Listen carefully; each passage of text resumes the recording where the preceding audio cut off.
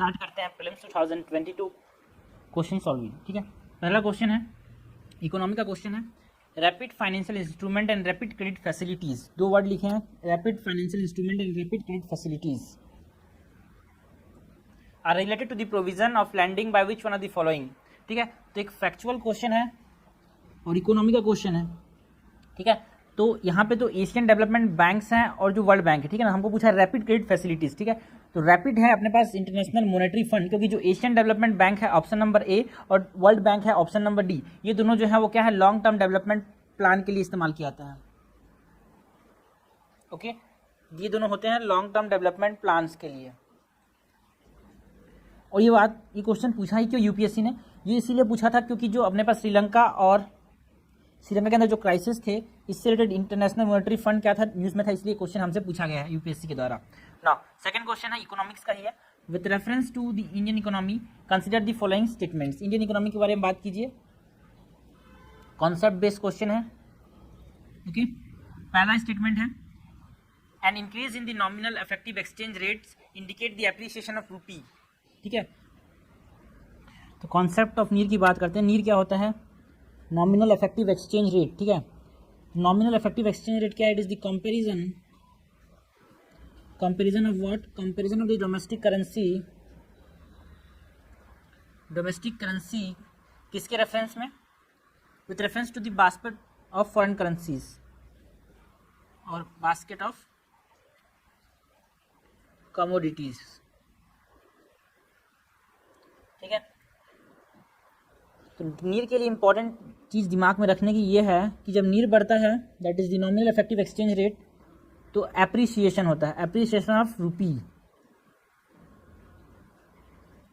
और जब नीर घटता है, that when NEER decreases there is a depreciation of Indian currency. हो गया? ओके, उसके बाद नीर की तो बात कर ली, रीर की बात करते हैं, रियल इफेक्टिव एक्सचेंज रेट। तो सबसे बड़ा जो डिफरेंस है नॉमिनल इफेक्टिव एक्सचेंज रेट और रियल इफेक्टिव एक्सचेंज रेट में वो ये है कि ये भी कंपैरिजन ही है। Real effective exchange rate is also a comparison between what, between domestic currency and basket of commodities, but the difference is REER considered inflation. So REER is the comparison of domestic currency with the basket of commodities with inflation adjustment. This is important, with inflation adjustment.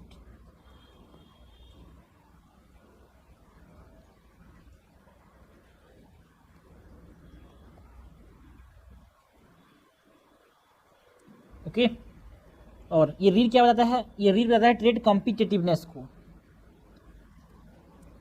अगर read ज़्यादा है तो trade competitiveness कम होता है।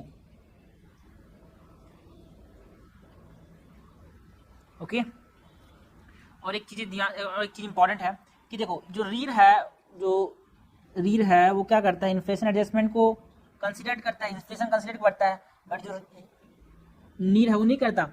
तो अगर inflation बढ़ेगा तो क्या इनका डाइवर्जेंस होगा, दोनों की वैल्यू का डाइवर्जेंस होगा, बिल्कुल से होगा। So there is a divergence between need and read when we consider inflation. अब स्टेटमेंट्स पढ़ते हैं। पहला स्टेटमेंट है an increase in the nominal effective exchange rates indicate the appreciation of rupees, बिल्कुल सही है। An increase in the nominal effective exchange rates means appreciation of rupee, so पहला statement सही हो जाएगा। Second, an increase in the real effective exchange rates indicate an improvement in the trade competitiveness. नहीं, अगर increase होता है क्या reel, तो क्या होता है, ट्रेड कॉम्पिटिटिवनेस कम होता है। So there is an decrease in trade competitiveness and not in improvement. So second is incorrect. Third, an increase trend in domestic inflation relative to inflation in the other countries is likely to cause an increasing divergence between need and REER. ठीक है, मतलब अगर India के अंदर inflation बढ़ेगा तो reel है उसका वैल्यू बढ़ता जाएगा, और नीड का वैल्यू क्या रहेगा, वो तो वैसा का वैसा रहता है। So there is a divergence between both. तो ये तो सही है बिल्कुल। हमसे क्या पूछा, which of the above statement are correct. So statement number 1 and 3, that is option number C is correct. Okay, उसके बाद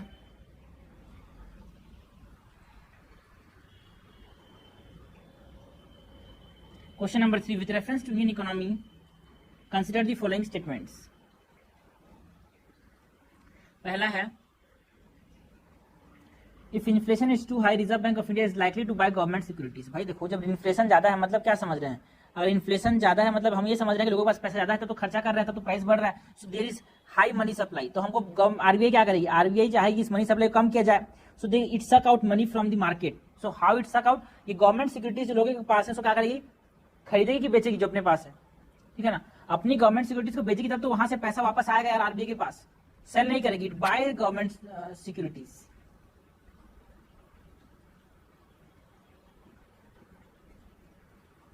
शायद उल्टा बोल दिया, इट सेल्स गवर्नमेंट सिक्योरिटीज, क्योंकि अगर सेल करेगा तो गवर्नमेंट सिक्योरिटीज लोगों के पास जाएगा और लोगों से पैसा आरबीआई के पास आएगा। Okay, so it sell government securities to suck out money from the market. तो इसको बोलते हैं कॉन्ट्रैक्शनरी मॉनेटरी पॉलिसी या फिर टाइट मॉनेटरी पॉलिसी। ओके,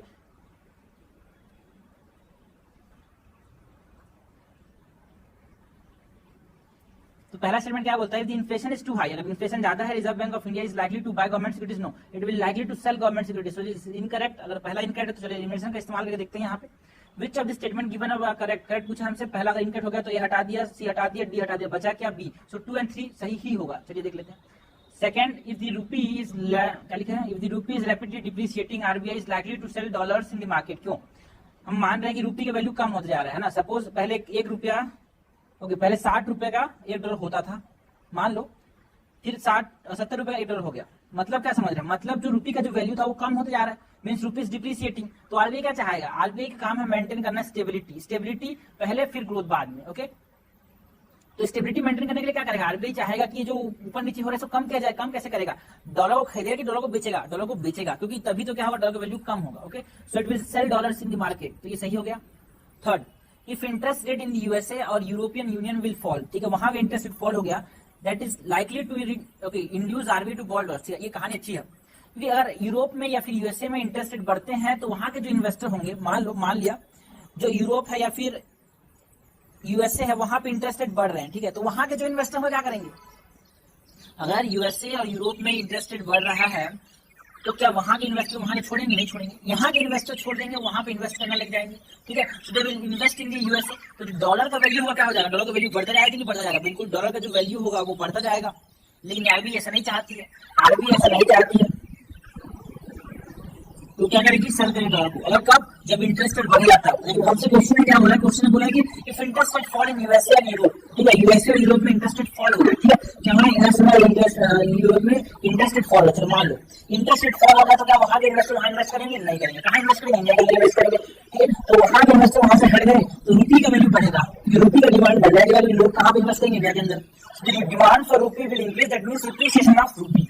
लेकिन आरबीआई चाहती है कि एप्रिशिएट हो रूपी, तो इसको मानते क्या करना स्टेबिलिटी, तो क्या करेंगे, चाहेंगे डॉलर का एप्रिसिएशन, ठीक है, डॉलर का एप्रिसिएशन करने के लिए it will buy dollars. Okay, so it will buy dollars, तो क्या हो जाएगा, थर्ड स्टेटमेंट सही हो जाएगा। हमसे पूछा क्या, हम पहले आंसर बता चुके हैं। Moving to the next question, fourth number question क्या बोलता है, with reference to G20 summit, sorry G20 common framework, consider the following statements, ठीक है, तो ये G20 है, यूपीएससी का रिजल्ट है, इसलिए यहाँ पे क्वेश्चन यूपीएससी ने पूछा है कि जो श्रीलंका है, श्रीलंका के जो देश होता है वो कोविड के टाइम में यूज होता है, श्रीलंका से पहले कोविड टाइम में क्या हुआ, जो बहुत सारे छोटे छोटे देशों ने लोन लिया था वो लोन चुका नहीं पा रहे थे, तो उसके लिए कुछ तो उपाय करना पड़ेगा, तो उपाय क्या किया, G20 कॉमन फ्रेमवर्क उपाय किया था। सो जो अनसस्टेनेबल डेट है, जिसको जो कर्ज को दे नहीं पा रहे, अनसस्टेनेबल डेट, उसके लिए एक इनिशिएटिव था ये, ठीक है, और G20 ने पेरिस क्लब के साथ मिलकर क्या किया था, उनका भला किया था। तो फर्स्ट स्टेटमेंट क्या बोलता है, it is an initiative endorsed by G20 together with Paris club, yes it is correct. And second, it is an initiative to support low-income countries with unsustainable debt. Yes, it is also correct. हमसे पूछा क्या है, which of the statement given above is correct? So, statement number, both statement 1 and 2 इसके लिए option number C is correct. Okay? क्या question होगा economics से, चलिए अब देखते हैं number question.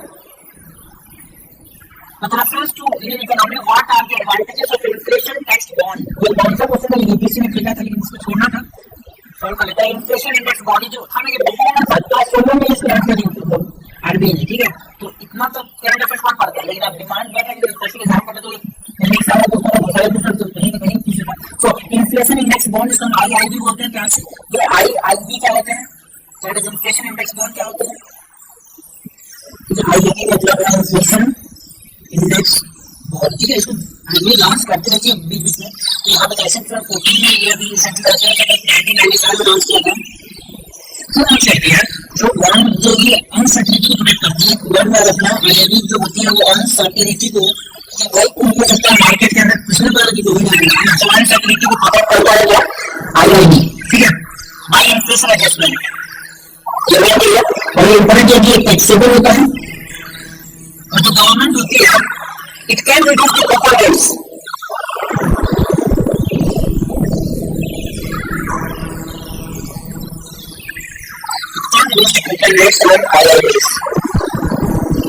so parasitic government can reduce the coupon rates on its bonding by use of IIB layers. IIB provide protection to district for uncertainty regarding inflation बिल्कुल सही है। For interest received as well as capital gain or annuity and non-taxable or real taxable simply sponsor to our omnibus document लेकिन किसी भी चीज को याद आया वो छोड़ेगा नहीं। But for this statement given what is our connect to this statement number A, that is the option that is 1 and 2 will only stop. Okay, now moving to the fifth question, with reference to foreign owned e-commerce firms. Foreign owned e-commerce firms आपको पता है India में चली foreign segment is not correct. ठीक है, तो foreign owned e-commerce firms की बात करते हैं, जैसे कि आपके पास एग्जाम्पल की बात करें, जैसे कि एग्जाम्पल क्या है, ये foreign owned कंपनीज मतलब ऐसी कंपनीज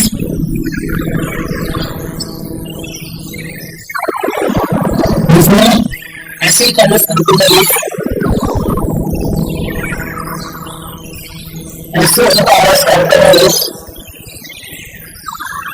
जिसमें क्या क्या consumer protection guidelines, consumer protection guidelines में था मार्केट बेस्ड मॉडल होता है और एक इन्वेंटरीज बेस्ड मॉडल होता है।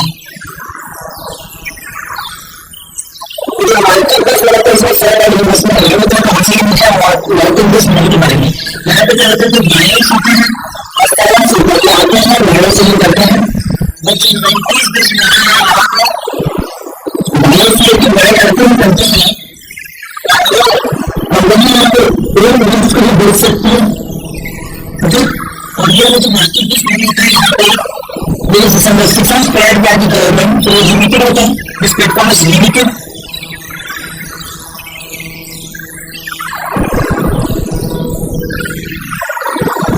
Okay, तो स्टेटमेंट होता है पहला डिफरेंस है कि own rules and decent notification को offer the platform is market place, ये मार्केट प्लेस हुआ कि यहाँ पे खुद का रिसोर्स कर सकते हैं, अगर मतलब मार्केट प्लेस में second the degree to which they can own big seller or the platform is limited, बिल्कुल सही लिमिटेड है, गवर्नमेंट ने बोला है कि रेस्ट्रिक्शन डालो, सेलेक्ट भी करना चाहिए, कोई गिवन डिग्री से करेक्ट आंसर्स भी दैट इज करेक्ट। सिक्स के बाद question number 7 second number question है कि सेलर एक्टिविटीज मास्टर को बोल सकते हैं नहीं, किसी भी इकोनॉमी का लेवल सेलर सेक्टर होता है वो देखिए कि एक होता है रियल सेक्टर्स, दो होते हैं फाइनेंशियल सेक्टर्स। रियल सेक्टर होते हैं यहाँ पे क्या होता है इमिग्रेशन होता है, और जो फाइनेंशियल सेक्टर होता है यहाँ पे ट्रांजेक्शन होते हैं।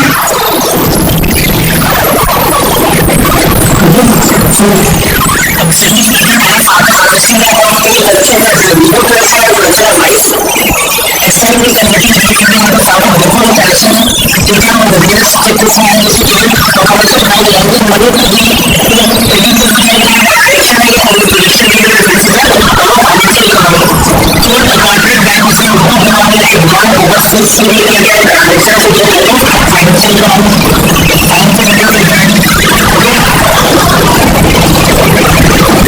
so आपको पूछा है सेलेक्ट द करेक्ट आंसर और मुझे भी कोड गिवन करो, उसका answer is equal to net add to 1 which one of the following situation best reflects indirect transfer often talk about the media setting with reference to indirect transfers की बात करते हैं, जो बड़ी बिजनेस है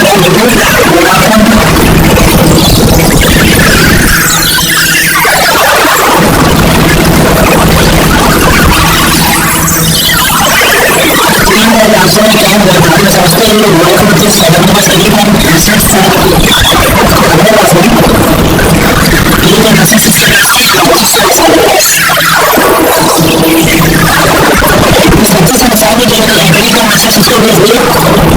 बाद फिर उनको बेच दी गई। बिकॉज एक फॉरेन कंपनी है, आपकी समझदार की फॉरेन कंपनी है, एक फॉरेन कंपनी ने अपनी ऐसे दूसरी फॉरेन कंपनी को बेच दी है, ये ऐसी सैलरी नहीं है। ठीक है, इसी लोगों को बचा हुआ इसी को बोलते हैं, क्या बोलते हैं इसी को, इनडायरेक्ट ट्रांसफर। इसी को अच्छा क्या बोलते हैं, indirect transfer.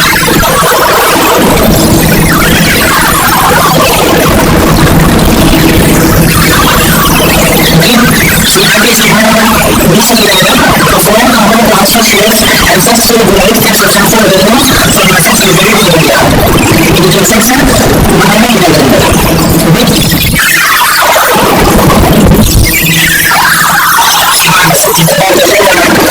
Consumer refers to expenditure made by organization or company which is following is that expenditure बात करनी है, उसमें कितनी expenditure होती है, expenditure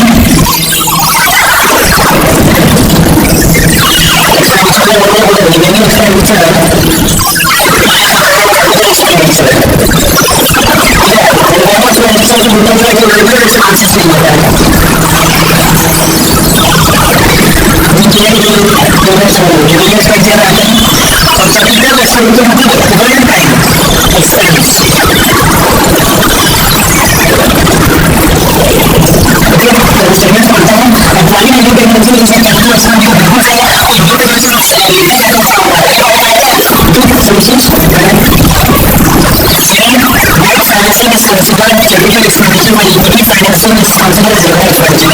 दोनों डेट फाइनेंसिंग अगर दो खर्च करने को भुगतान करते हैं तो डिपेंड करता है, और विभिन्न फाइनेंसिंग अगर बच्चे बनाते हैं वो क्या करते हैं, क्या करते हैं, बैलेंस शीट बनाते हैं, so this is also capital expenditure. Equity financing as well as debt financing are equity financing are capital expenditure. This is indirect consequences and indirect consequences for farmers and agriculture as well. So refers to the economy constantly forex as well as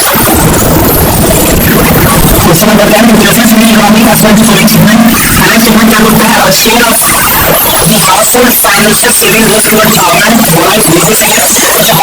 household जो चीज use करते हैं post office के अंदर, government provident fund के अंदर, किसान को कार्य होता है, इसको सारे का जिसमें गवर्नमेंट प्रोविडेंट में आता है।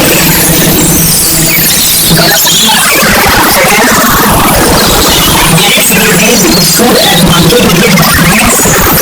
market is an option from a largest content of rural countries. आज की बात करते हैं गवर्नमेंट